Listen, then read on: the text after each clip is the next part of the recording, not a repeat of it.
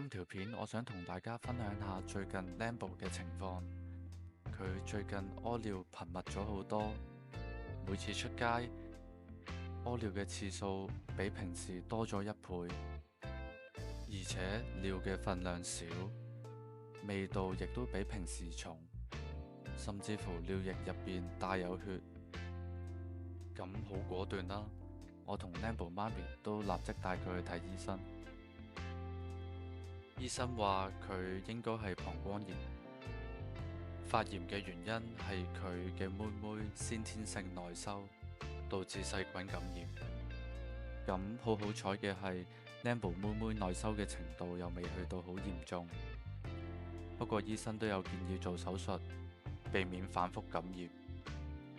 我自己就打算觀察下先，勤力啲幫佢妹妹清潔，按下膀胱俞、三陰交呢啲婦科穴位。其實拍片嘅呢一刻 Lambo 基本上已經好返，食咗醫生開嘅抗生素同消炎藥。不過我都想喺呢度同大家分享下，為 Lambo 食藥究竟有幾簡單。